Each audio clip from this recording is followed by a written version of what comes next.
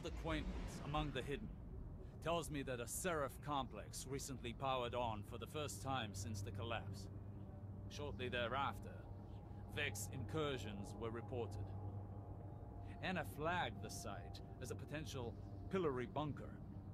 If the Vex gain access to its systems, they'll use it to wrest Rasputin's submine data away from us. It would be catastrophic.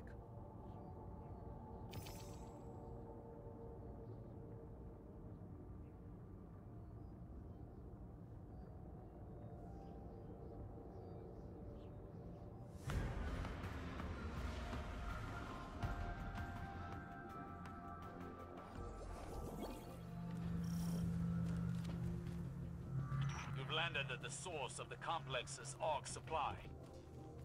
Centuries in Martian rust have done this place no kindness. Our window of opportunity is short. AUG surges destabilize the complex, and Vex are breaching the command matrix. Go.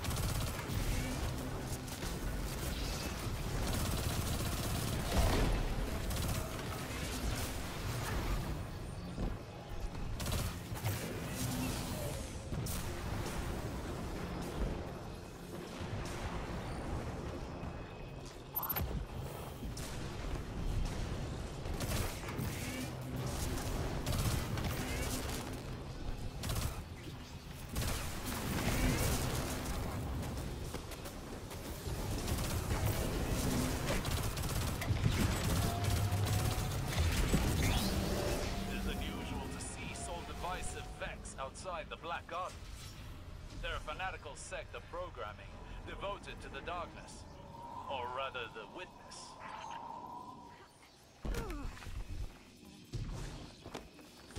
The Ishtar Collective in a Seraph complex. Peculiar. They were rivals in the Golden Age. This wasn't just a pillory site, it was a joint research facility focused on extrasolar colonization efforts. The Soul Divisive have been scouring research logs. We were looking for something more than to imprison Rasputin's subminds.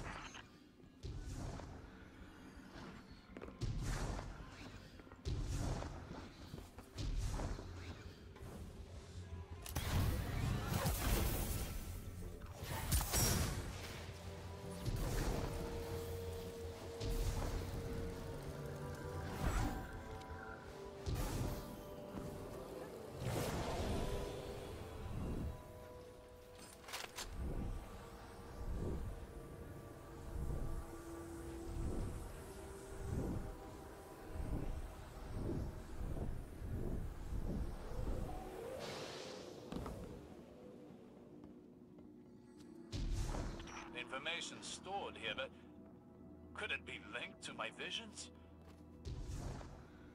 Why else would the witness be interested in these files?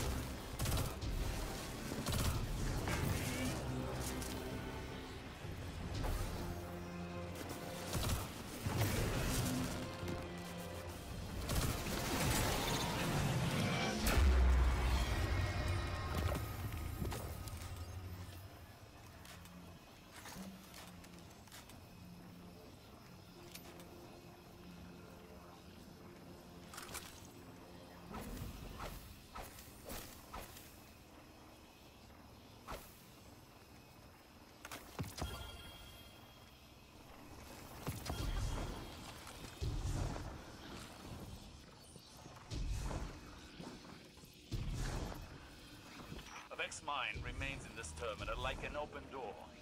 It's using the tower's arrays to connect with installations across Sol. This must be in preparation to imprison the submines. Breaking their connection could end this threat.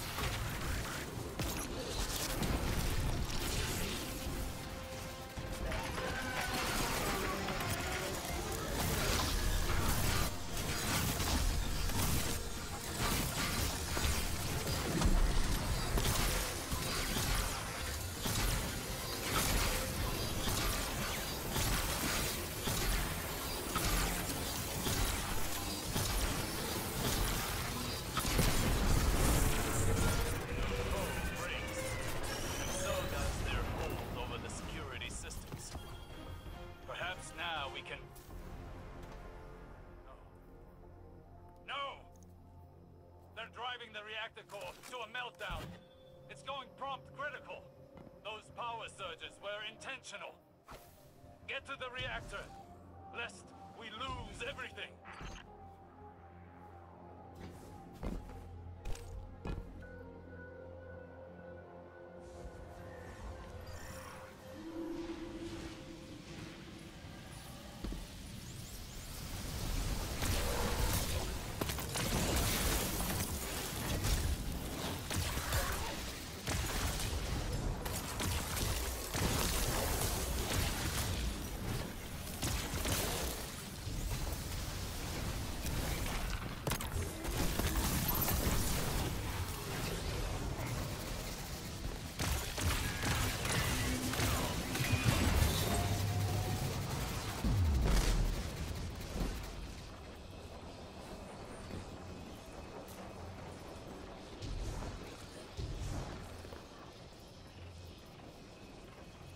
Guardian, what we've seen here proves my visions have merit. We must secure the complex and convince Akelous. Trust me. Real thing. Much as our mission. If this can restore her faith in me.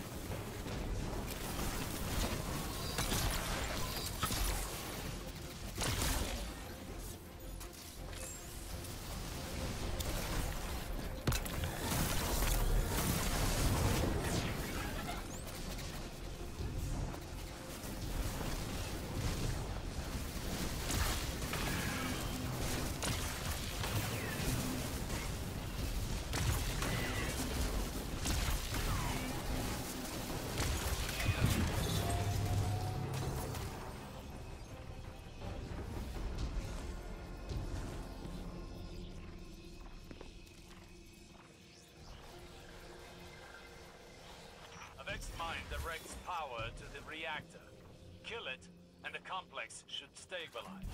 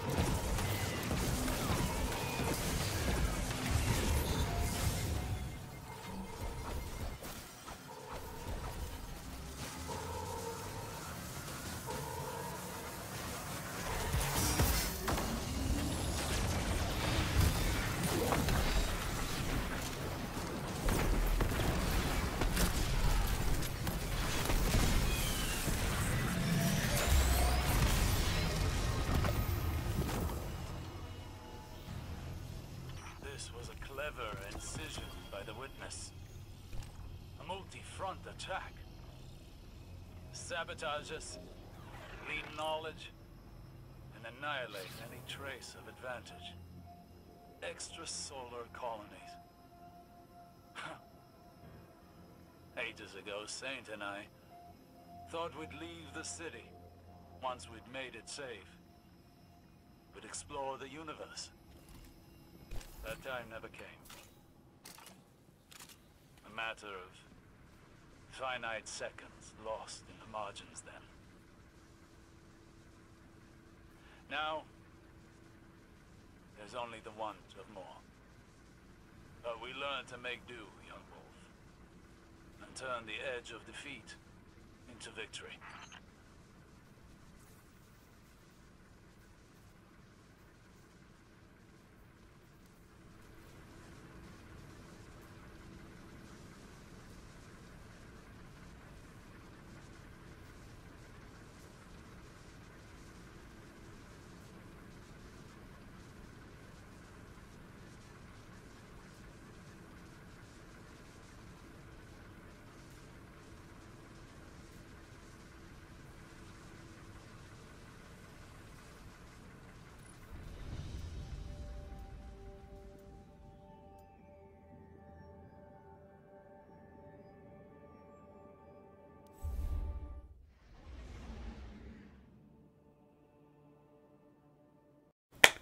Alright, I'm going to give you a quick rundown of each of my loadouts for each encounter so that you could get the details of what I was doing throughout that entire run.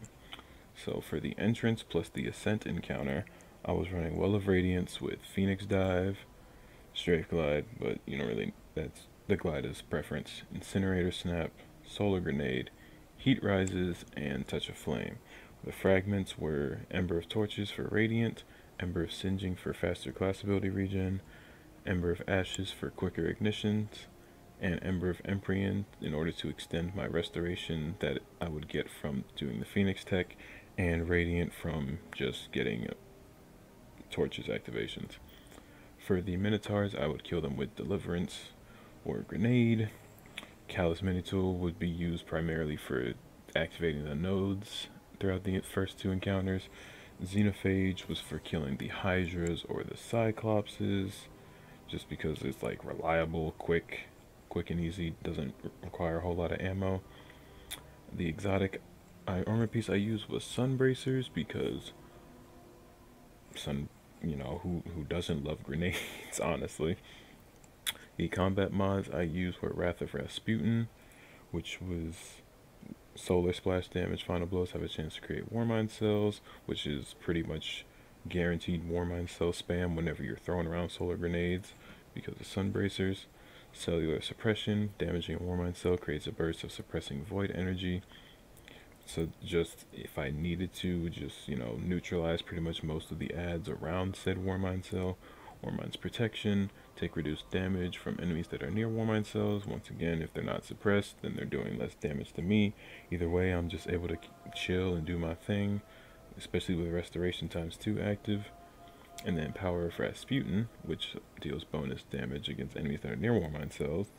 If I ever needed to kill something standing next to a cell, I would just simply get a 10% damage boost and just make quick work of them. And then Utility Kickstart for quicker class ability regen, and then Global Reach just so my Warmind cells have farther range. Also forgot to mention Bolstering Detonation because just to be greedy and get more Phoenix Dive energy just from using the exotic the way it's supposed to be used. And then after I opened, quick little thing, after I opened the door and got to that huge room, I swapped to the other half for a quick eager well skate, just so I didn't have to deal with all that extra fluff. But yeah, that was pretty much that encounter. For Akelous, aka the Harpy, I used Reed's Regret, Cartesian Coordinate, Haggar Scepter, Witherhoard on Osmiomancy with, Osmiomancy gloves and Shadebinder. So, whole deal of it is, Healing Rift just for survivability. Strafefly, once again, that's preference. Cold Snap Grenades to go with Osmiomancy Gloves. And then my aspects were Glacial Harvest to create stasis shards whenever I freeze the target. And then Bleak Watcher to create a stasis turret with my grenade energy. The two most important fragments I would recommend are Whisper of Conduction to make the shards track to you, and then Whisper of Durance to make the Bleak Watcher turrets last longer on the ground. So the whole pretty much deal of it is use Agriceptor to activate the nodes, clear out the harpies, clear out the goblins if you need it, and then running double special because, you know, that just increases the drop chance of heavy. And then if I need like special, I would equip the heavy. I would swap to the heavy real quick and just kill anything to get special ammo to drop, or I would just use special finisher because I had no intention of using my super. But yeah, so what would happen is you use Agriceptor, clear out all the harpies, activate all the nodes, yada yada yada. Cartesian coordinate for the Minotaurs just to make quick work of them. But once damage was about to start, I would swap to Witherhoard, swap to my Weaken Clear solo operative class item, and then I would simply throw one stasis turret close by, like close to where the boss damage phase starts, and then one at the farther end of the catwalk. The reason being is that I would pretty much have just constant turret uptime. Like pretty much wherever he went, the turrets would constantly just pelt him and freeze him and spawn stasis shards, which I would then use to activate elemental shards, which turn stasis shards into elemental wells. And then using that perk, I would activate both elemental charge and Font of Might.